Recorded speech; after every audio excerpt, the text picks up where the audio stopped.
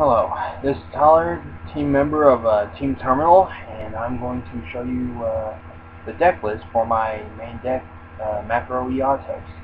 I have run this macro deck for a year, and it's constantly been changing, and I personally find it very fun.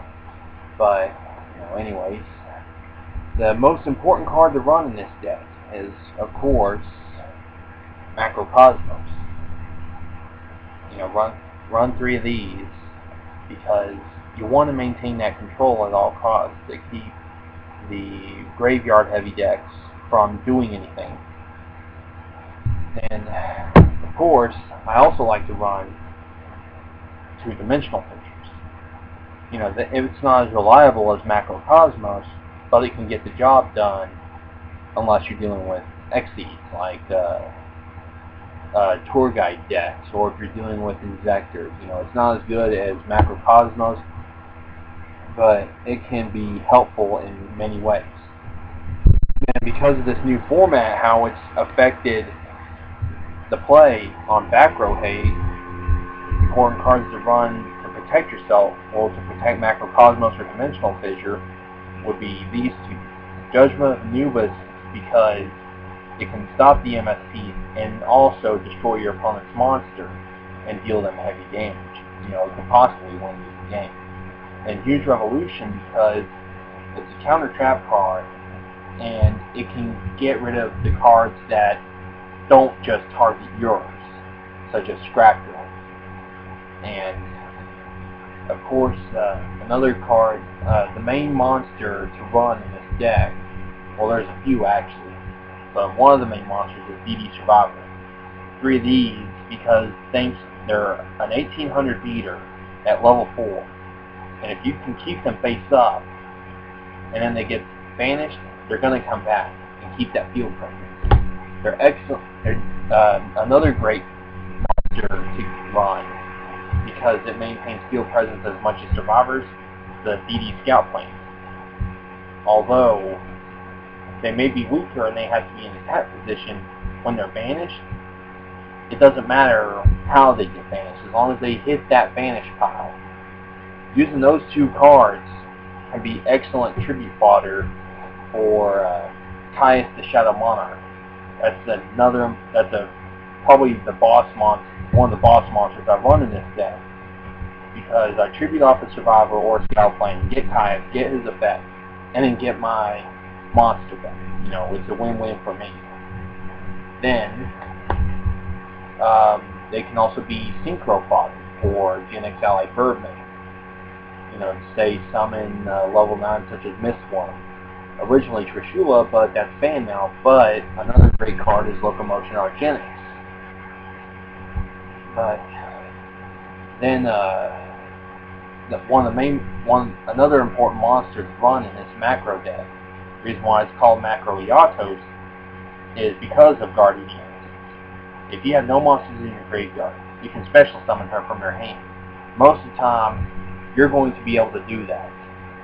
So, unless your Macrocosmos keeps getting destroyed, you won't need to worry about monsters hitting your graveyard. But if they do happen to hit your graveyard, Soul Releases can solve that problem.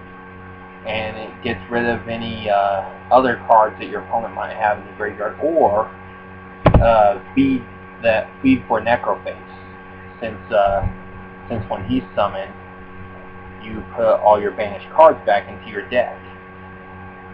So, you Soul Release as many as you can with that, normal summon Necroface, and gains immense power thanks to his effect. 100 attack for each card sent into the deck in that fashion. Now, when he gets banished, that's where it also shines, because it banishes the top 5 cards of both players' decks. So, the best way to power up Necroface early is to Gold Sark him at the start. Most of the time I want to do that. But unless I absolutely need Macrocosmos. If I need Macrocosmos, I'm going to Gold Sark for that. But if I don't need Macrocosmos at this time, then I'd go for Necrophase. Then once you get it to your hand, say Allure it. That way you can banish the top 5 cards again. And after that, an excellent strategy I like to use is to Burial the Necrophase. Of course, you can use it for your opponent, like say get rid of their Rescue Rabbit, since they rely on Rescue Rabbit being banished. But another reason to run Burial is so that way you can summon Dark Armed Dragon. Once you get Dark Armed Dragon on the field, it's going to hurt. You better be prepared to counter that. Now, there are also those times that I can't get past these powerful monsters, such as Legendary 6 Samurai Shiin, which is why I run 2 DD Assailant. That way, I can run one into Shiin, banish them both thanks to her effect. When she gets destroyed by battle, whether she's attacking or they're attacking, both are going to get banished no matter what. Then also, helpful in a lot of cases, DD Warrior Lady. Though DD Assailant isn't as good, Warrior Lady is much better in many ways because, sure, she may not be as powerful as Assailant attack-wise, but Warrior Lady can also get rid of those monsters that can't be destroyed by battle, such as Spirit or Marshmallow. So you can ram her into a monster that can't be destroyed by battle, or a monster that's too powerful for you to normally get over, and then banish them both. Now, there are times that I've had times where I could not summon anything, and I've been attacked directly. So, at times like those, it called for Battle Fader. Battle Fader is very useful in a lot of decks, especially in macros, since they're going to get banished. And they're dark, so you can use them as a Burial from a different dimension fodder for Dark Armed Dragon. And you won't have to worry about it hitting the graveyard, so you can summon Guardian Eatos if you need to. And one excellent strategy to do with Scout Planes that I like to do is have Macrocosmos active, and then summon Gotchi Getetsu. Requires 2 rank 2 monsters, and if he is going to be destroyed, then you can detach an XC material instead.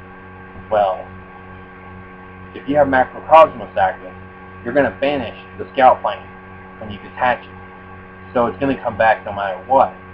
So you could endlessly do this, and you could summon 3 Gotchis easily thanks to his effect, as long as you can keep the Scout Planes alive.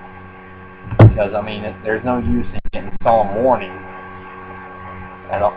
Solemn Warning by its effect. So, now, there are those times that I'll lose the important monsters, such as Caius or Eatos, especially with Necrophase. That may happen. So, Return from a Different Dimension can help bring those back. Either that, or bring back Birdmen, Survivors to help with Synchro Summons. Something along those lines. Then, lastly, I run some other spell and trap cards I run are the typical ones. Cause Duality, Solemn Warning, Solemn Judgment, Dark Hole, stuff like that. And overall, I find the Macrocosmos decks to be very fun. And though they aren't as consistent as the decks we see today, such as Injectors and Rabbits and Ninja, something like that. Macrocosmos may not be as consistent as those decks, but it can really destroy a lot of decks when used correctly. And I personally that's why I find it very fun, because it can give you a great amount of control if you can keep that Macrocosmos active. This is Tyler Hampton, Team Turn.